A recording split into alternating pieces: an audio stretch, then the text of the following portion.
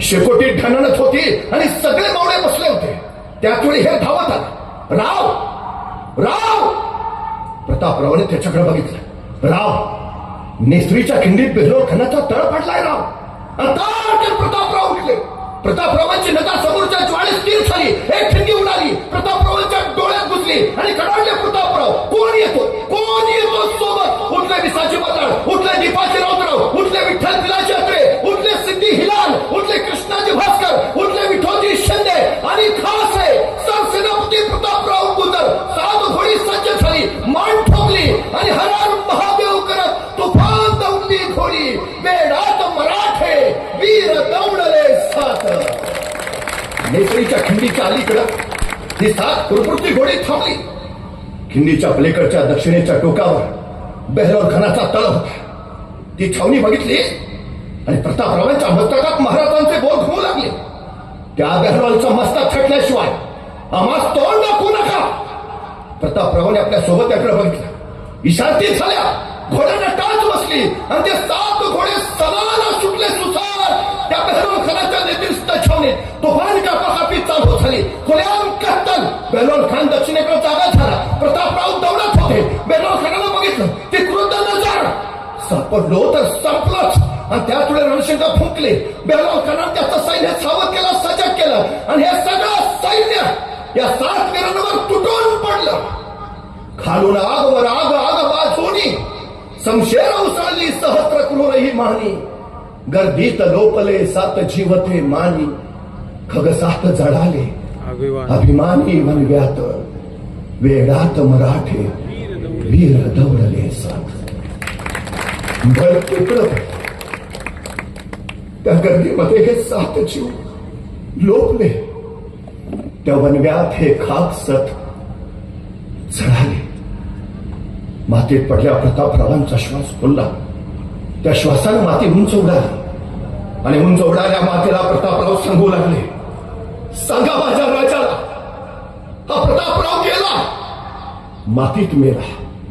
पण नुसता मातीत नाही, मातीसाठी गेला.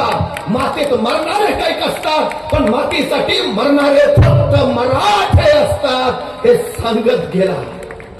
आणि प्रतापराव नावाचा धगधगता अध्याय संपला.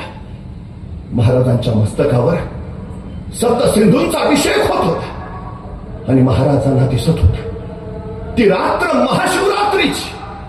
त्या महाशिवरात्रीच्या रात्री या 7 शिलेदारांनी रायगडाच्या शिवशंकरासाठी आपल्या रक्ताचा अभिषेक केला. 7 बिल्वदलांनी शिवलिंगावर आपल्या आयुष्याचा अभिषेक केला. दगडावर दिसतील अजून तेथल्या टाचा, ओढ्यात तरंगे अजून रंग रक्ताचा, क्षितिजावर उठतो अजून मेघ मातीचा. अद्याप वीरानी कुणी वाऱ्यावर गात, वेडात मराठे वीर दौडले 7. आपल्या अभिषेकावेळी महाराजांना प्रतापरावांनी मातृभूमीसाठी रक्ताचा घातलेला अभिषेक डोळ्याकडे तळत राहिला. आणि महाराज म्हणाले, प्रतापराव, आपल्या रक्ताचा अभिषेक या स्वराज्याला तुम्ही घातला म्हणून हा राज्याभिषेक. प्रतापराव हवे होता ताच. तोपर्यंत 7 सिंधूंचा अभिषेक संपला. समुद्र जलाचा अभिषेक सुरू झाला. मध्यान्ह रात्री अभिषेक संपला. महाराजांना सुहासनी ओवाळला. महाराजांनी शुभ्र वस्त्र परिधान केली, स्वरलंकार घातले, शस्त्रांची पूजा केली. कट्यार, तलवार, धनुष्यबाण महाराजांनी धारण केला. आई तुळजाभवानीला, मासाहेब जिजाऊंना, उपस्थित ज्ञानी जनांना महाराजांनी वंदन केलं आणि महाराज राज्यसभेकडे निघाले.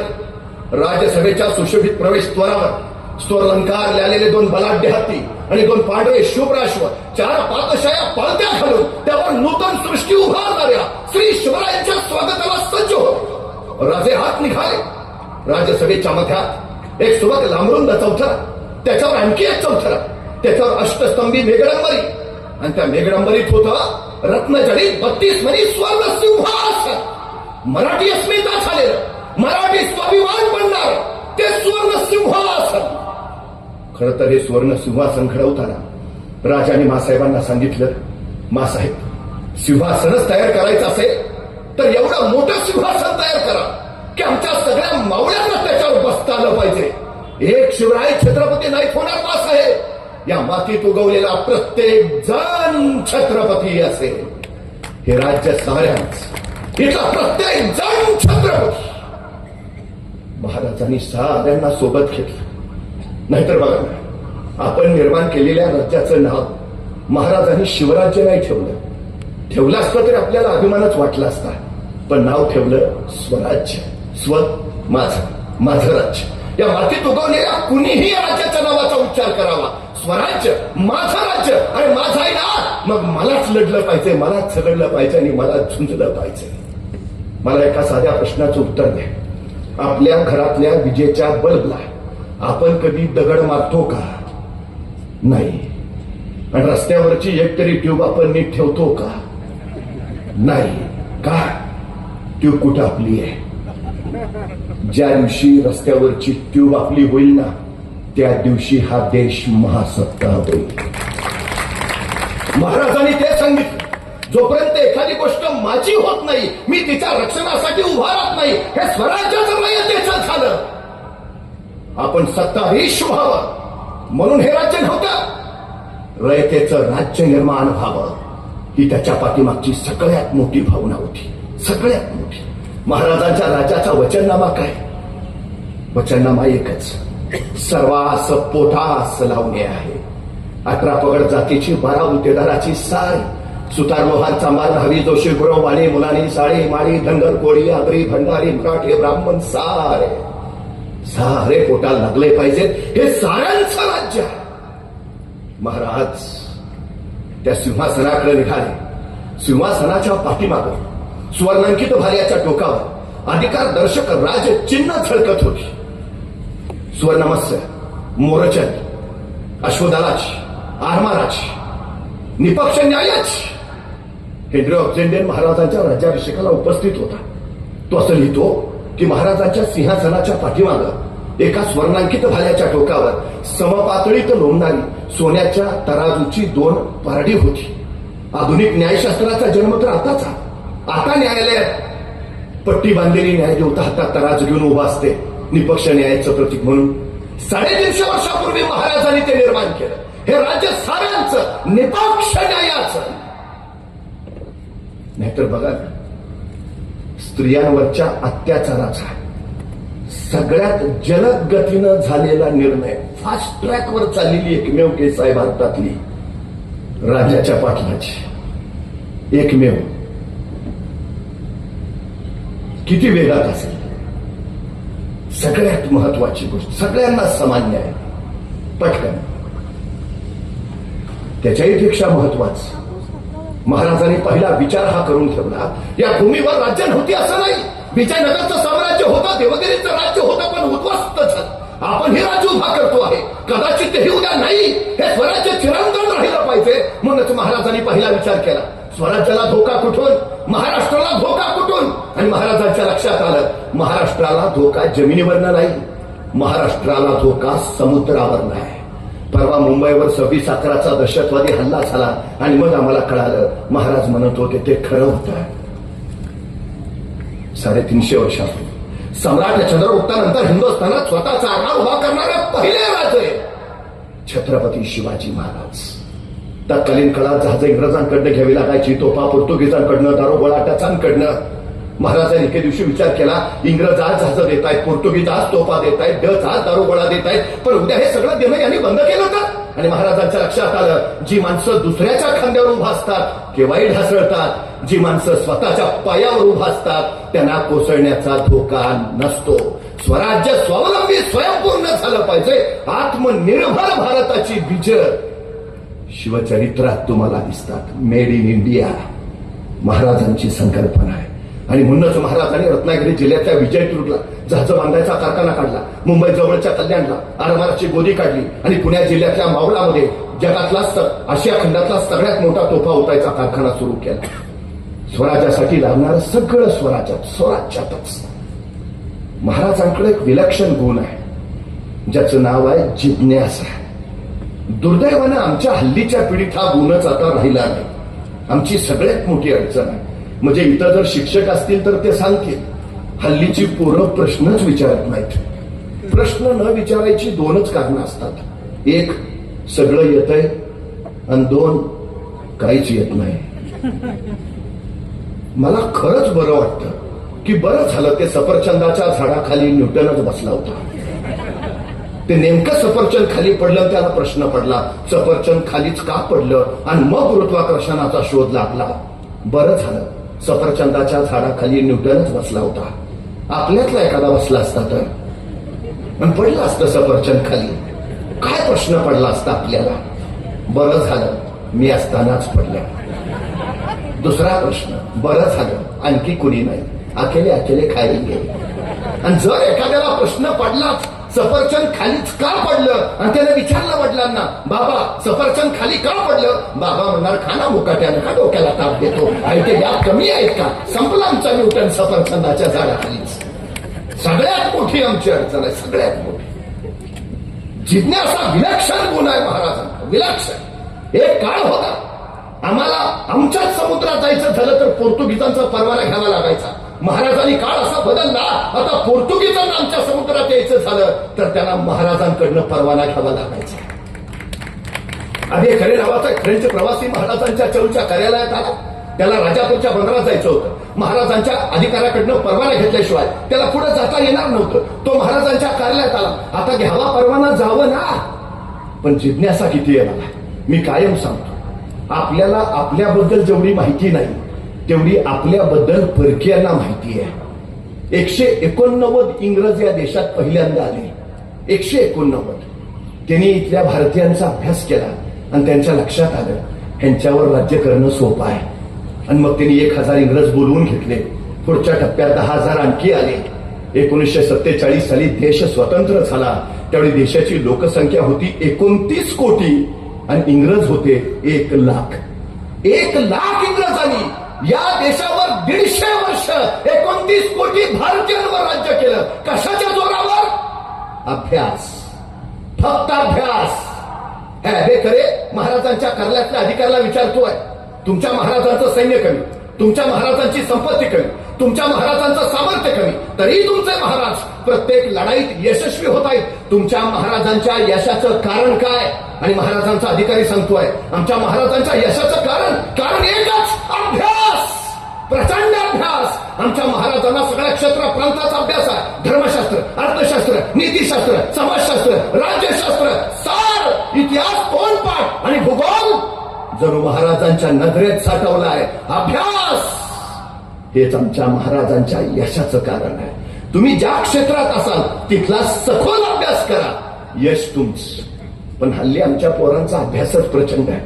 परवा आमच्या गावातली 4 पोरं एकत्र आली. म्हणली सध्या नोकऱ्या तर नाहीत, काहीतरी उद्योग करूया. मग बराच खल झाला चौघांचा. म्हणजे कुठला उद्योग करावा? मग एक म्हटला, आपलं गाव जरा आत पडतंय, एसटी स्टँड बाहेर आहे, एसटी आली तर माणसाला उतरून 2-2 किलोमीटर चालत गावाकडे यावं लागतंय. मग काय करूया? चौघात मिळून एक रिक्षा घेऊ, जोरात बिझनेस झाला. मग चौघांनी वर्गांनी काढली, चौघात मिळून रिक्षा घेतली, रिक्षा स्टँडवर लावली. रिक्षा स्टँडवर लावल्यावर चौघातला एक जण पुढं बसला आणि 3 मागं बसले. एसटी आली, प्रवासी उतरले, रिक्षा बघितल्यावर हरपले, धावत धावत जवळ गेले. फुल आहे, चलो चलते चलते. 6 महिने झालं त्यांचा बिझनेसच होईना. 6 महिन्यानंतर परत चौघे एकत्र आले. म्हणले ह्या बिझनेस मध्ये काही रस नाही, दुसरा बिझनेस करू. म्हणले कुठला? आपल्या गावात गाड्या भरपूर आल्यात, पण एखादी गाडी पंक्चर झाली तर पंक्चर काढायचं दुकान गावात नाही, पंक्चर काढायचं दुकान टाकू. परत चौघांनी पैसे काढले, पंक्चर काढायचं दुकान टाकलं. पण पंक्चर काढायचं दुकान टाकून 6 महिने झाले तरी ह्यांच्या दुकानात एकही गाडी पंक्चर काढायला आली नाही. का?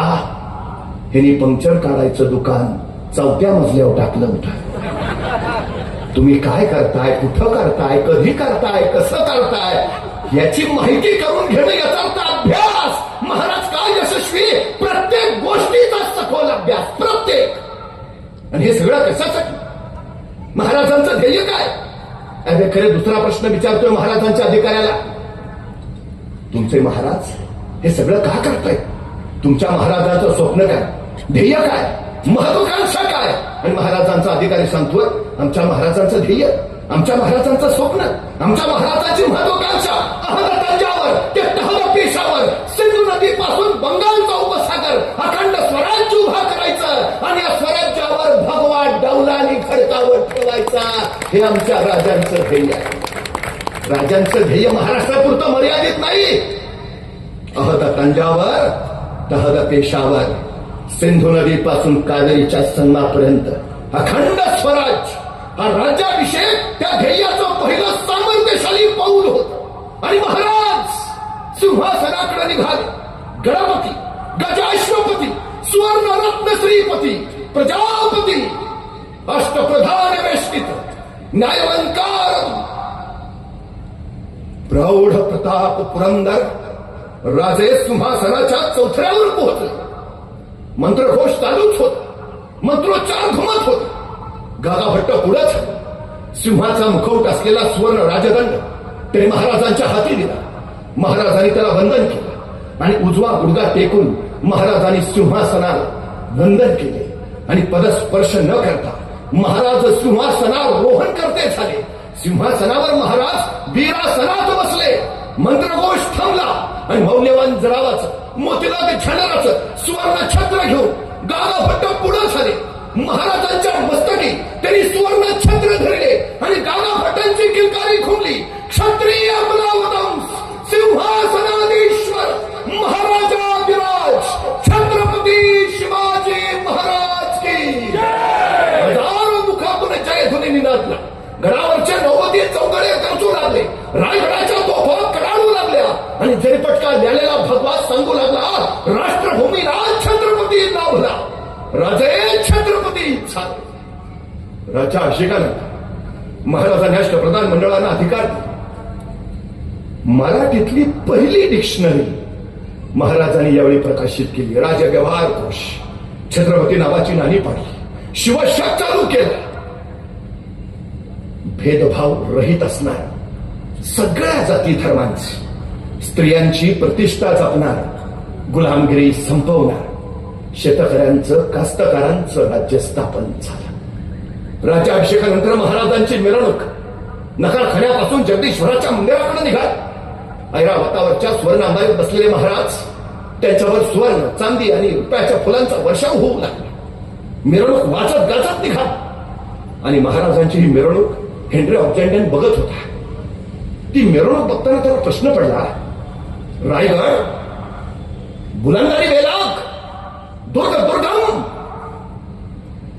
मुंगिलावर चढता येत नाही, वाऱ्याला खाली उतरता येत नाही, इतका बिकट, मग इतक्या बिकट रायगडावर माणूस चढू शकत नाही. तिथं महाराजांनी एवढे मोठे प्रचंड हत्ती गडावर नेहलेच कसे?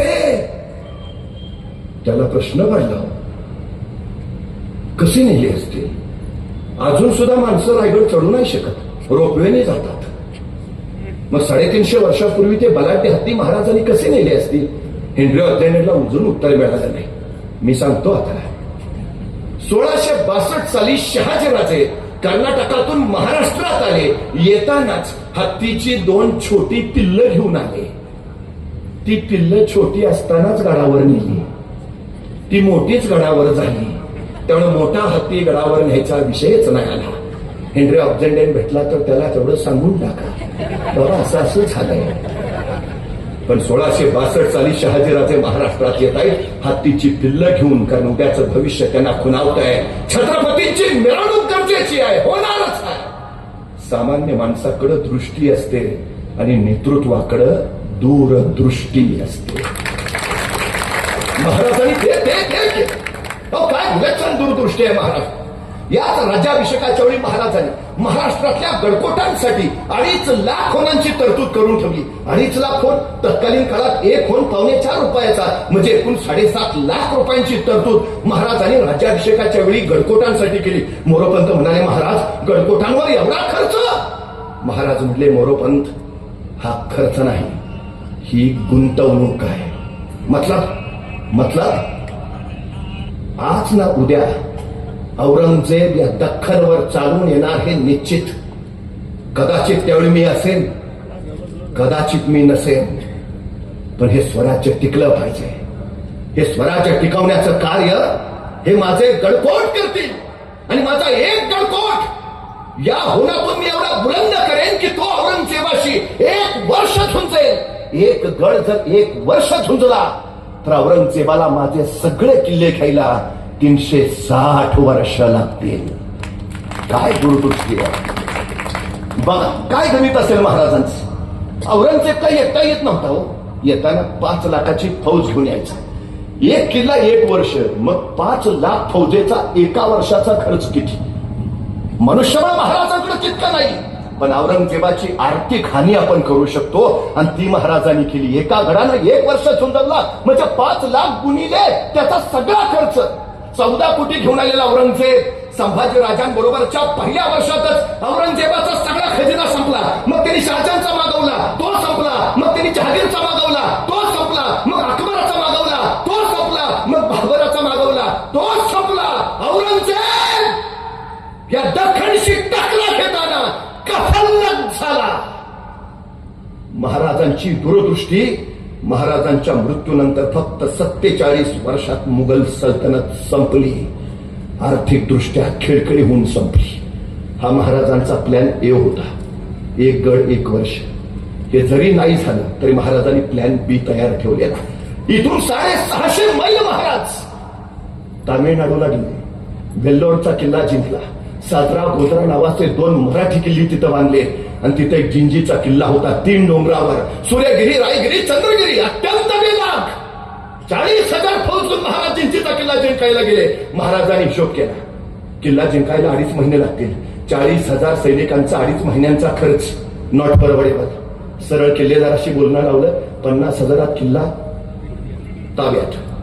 म्हणजे महाराष्ट्रातल्या गडकोटसाठी 7.5 लाख आणि जिंजीसाठी 50 लाख. 8 लाखात महाराजांनी स्वराज्याच्या पुढच्या भविष्याची व्यवस्था करून ठेवली. बघा, संभाजी महाराज कैद झाले. महाराणी येसुबाई शाहूराजे कैदेत गेले आणि राजाराम महाराजांनी घेऊन ठेवलेल्या जिंजीला गेले. महाराजांच्या दूरदृष्टीमुळं, महाराजांनी जिंजी घेऊन ठेवल्यामुळं तत्व वाचलं, मराठी साम्राज्य वाचलं. हे सगळ्यात महत्वाचं. सगळ्यात काय विलक्षण असेल. महाराणी येसुबाई आणि युवराज शाहूराजे औरंगजेबाच्या कैदेत तब्बल 27 वर्ष राहिले. 27 वर्ष.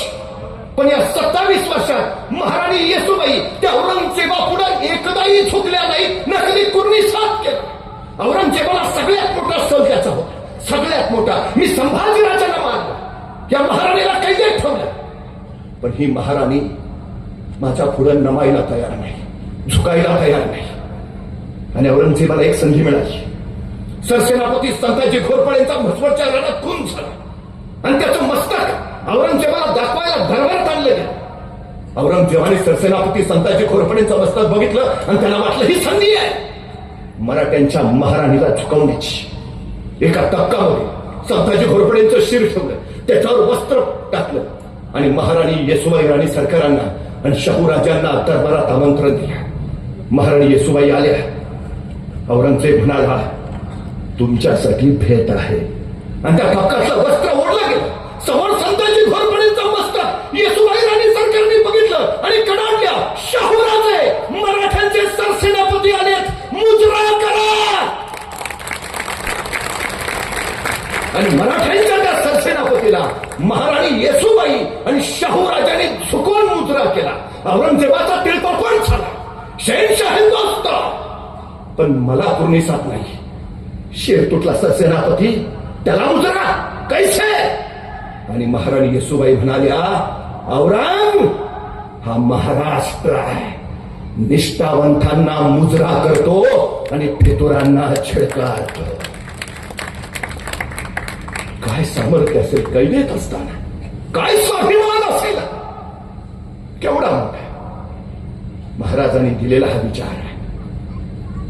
महाराजांनी दिलेला हा महाराष्ट्रावरचा संस्कार आहे. महाराजांनी महाराष्ट्र धर्माचा निनाद असे तू हिमाचल पोहोचवला. हा महाराष्ट्र धर्म म्हणजे काय. महाराष्ट्रापुरता नाही, राष्ट्राचं राजकारण करणं म्हणजे महाराष्ट्र धर्म पाळणं. तुम्हाला माहिती आहे 1/3 हिंदुस्थानवर महाराष्ट्राचं राज्य होतं. 1/3. 8 महिने अर्ध्या पाकिस्तानवर मराठे राज्य करत होते. अर्ध्या पाकिस्तानवर. आता जो बलुचिस्तानचा वाद चाललाय, बलुचिस्तानच्या प्रत्येक शहरात तुम्हाला बुकटी मराठे दिसतील. मराठे आहेत तिथे. आपल्या घोड्यांच्या टापा जिथपर्यंत मराठ्यांनी नेल्या ती हिंदुस्थानची सीमा झाली. होय, आम्ही घडवला हिंदुस्थान. आम्ही मराठ्यांनी अटके पार झेंडे फडकवले. अटक कुठं आहे? शिवाजी महाराजांनी सांगितलंय, पुन्हा या हिंदुस्थानवर कुणी आक्रमक चालून येता कामा नये. कुठून येत होते? खैबर खिंडीतनं येत होते. या अटक कुठं माहितीये? त्या खैबर खिंडीतनं आत आलं की सिंधू नदीच्या काठावरचं पहिलं ठाणं म्हणजे अटक. जिंकल्या मराठ्यांनी भगवा फडकवला. राघोबा दादा पेशवे तुकोजीराव होळकर होते आणि तिथून त्यांनी पत्र पाठवलं पुण्यात, आता अटक घेतलंच आहे, खिंडीतनं पलीकडे जाऊन अफगाणिस्तान घेऊ का?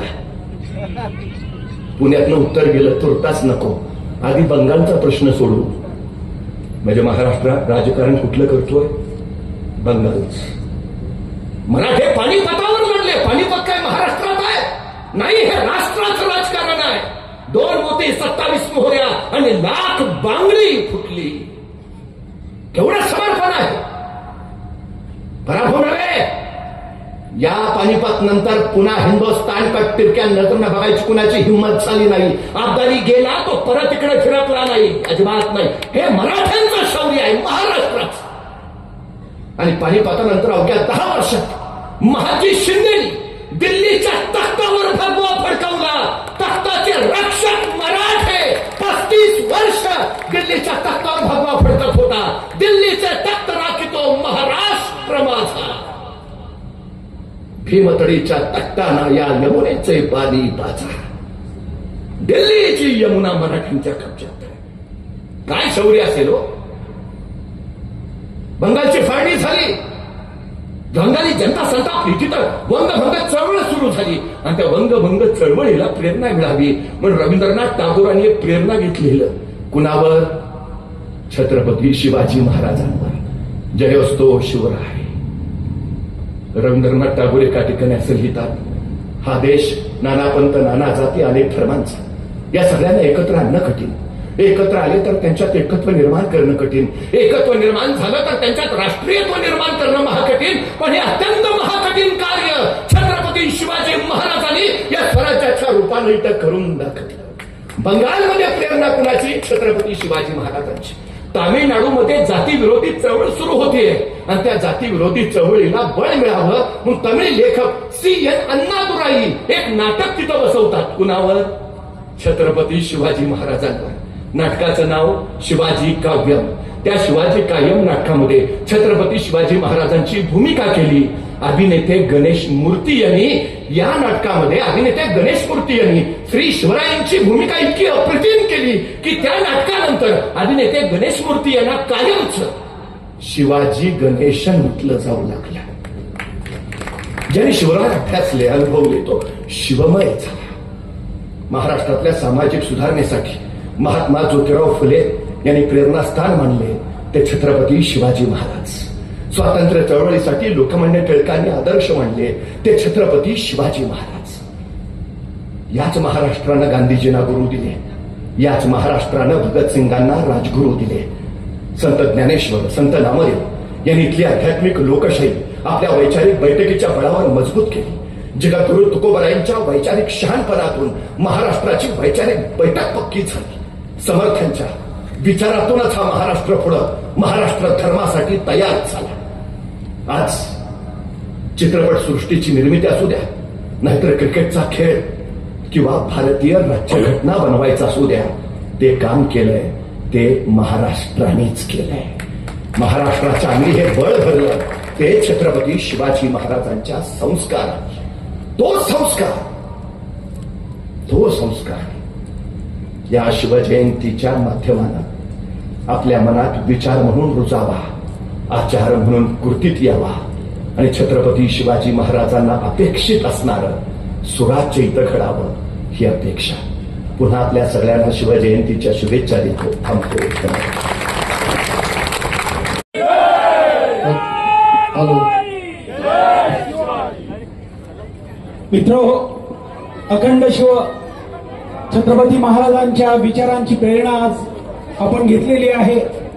आदरणीय सरांनी सांगितलेला शेवटचा जो महत्वपूर्ण संदेश आहे तो आपण जगण्यात आणि आपल्या वर्तनात आणूया. आणि सर, मी आपल्याला आश्वासित करतो, राजा शिवछत्रपती प्रतिष्ठान त्याचे प्रमुख, जसं आपण सांगितलं, नेतृत्वाकडे दूरदृष्टी असावी, तशी आमच्या बाबूभाऊकडे निश्चितच दूरदृष्टी आहे.